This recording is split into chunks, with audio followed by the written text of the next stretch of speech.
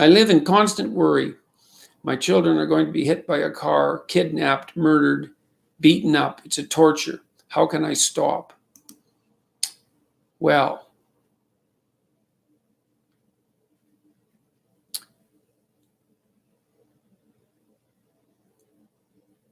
I guess the first thing I would say is that you should reassure yourself, and I know that's a paradoxical way to think about it, that these things could happen. You know, look, I've never been surprised as a clinician that people were anxious. So what you say doesn't surprise me, except that the constancy part of it perhaps is surprising. Because children can get hit by cars, kidnapped, murdered, and beaten up. And it is a torture to contemplate that. And so you might ask yourself, not Basil, not why so much you're living in constant worry that that could happen to your children, but why everyone else isn't always living in constant worry that that could happen.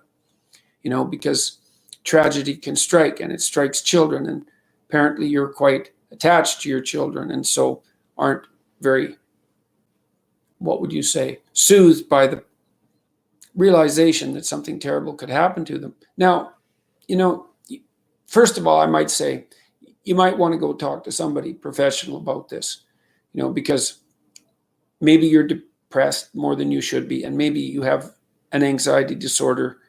I'm not saying that. That is not a diagnosis, and I certainly couldn't derive that from what you said, but it's one of the possible things that could contribute to this constant worry, you know, or maybe you're physiologically ill and less resilient than you should be. Maybe you're not eating enough. One thing I would recommend to begin with is to make sure that you just try this. I know it's surprising advice, but try to eat a big breakfast for like 2 weeks. See what happens. See if that drives the worry down. Now, then the next thing I would ask is, when does it happen? Like, are these dreams? Are these thoughts before you go to bed? Do you wake up in the middle of the night with these visions running through your head? And again, this has to do with food. Is it more likely to happen if you're hungry? That's something worth checking out, because the next time you get worried in the middle of the day, you might try eating something. I would recommend something high protein, high fat, rather than high carbohydrate.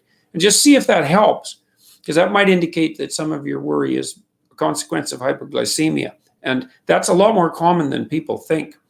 So if it's dreams and visions at night, you know, one of the things you can do that's counterproductive is take one of those fantasies that's torturing you, you know, and that you're suppressing, because you will be suppressing it, and let it play itself out. You see, what's happening is that the parts of your mind, the parts of your brain, the parts of your psyche that are alarm systems, so that's the anxiety systems, they're trying to think something through. And they're using fantasy to think it through, right? And so this is actually a form of thought that's torturing you, because it's reasonable for the parts of your brain that are on the outlook for negative occurrences to think, well, what if? What if? What if? That's what thinking is. And sometimes you think positively, what if? And sometimes you think negatively. And well, you're in all likelihood doing everything you can to escape from these thoughts when they make themselves manifest. But all that does is make the systems that are producing those thoughts even more likely to produce them, because now they think, the alarm system thinks, oh, well, here's a danger, which is basically the vulnerability of children. And I'm trying to present the active agent, the person who I inhabit, with evidence of this potential threat, as a good alarm system should. And it turns out that they're so afraid of the message that I'm delivering that they won't even listen to it. Therefore, the situation must be much more dire than I supposed, and I'm going to have to amplify and increase the emotion of my statement and the repetitiveness of the thought. And so that's just not helpful at all, right? Because what you've done is you've taken a worry and you've now recategorized it as a worry that's so terrible that you won't even think about it. And so now the alarm systems think that you're being chased by he who can't be named, That's a good way of thinking about it, and a good allusion to something popular in culture. And so they're just going to be screaming nonstop. So what do you have to do? Well, man, this is counterproductive, but I'll tell you, it works. Next time you have there's a couple of things you could do. You could start by bringing to mind those fantasies. Sit down somewhere, take some deep breaths, try to calm yourself down a little bit, and let those thoughts come forward. You know what they are. And then watch them like you're watching a movie. Even if it's a horror movie, watch them. Let the whole fantasy play out and see what comes out at the end. Now, even if it's going to be frightening to do this. Now, look, even if the vision is quite horrific, right? The entire thought is quite horrific. You have now indicated to your anxiety systems that you have enough courage to face the worrisome event. And just that alone should be helpful. Now, you may have to do this multiple times, and you might have to do it with all the thoughts. And you'll know that you'll have done it. You'll know that you've done it enough when doing it starts to become mundane, when all the emotion goes out of it. And if you're particularly frightened, that might take a long time. Now, the other thing that you might really consider, and this is something you can do as an adjunct, is you should think about what you would do if this would happen, if this happened, as if it happened in real life, and to take even the worst case situation, so let's say that you received the news that your child was hit by a car. Well, you could receive news like that. And then the question is, well, what would you do and what should you do? And the answer is, you don't know. You think that would kill you. You think that would be unbearable and the end of the world.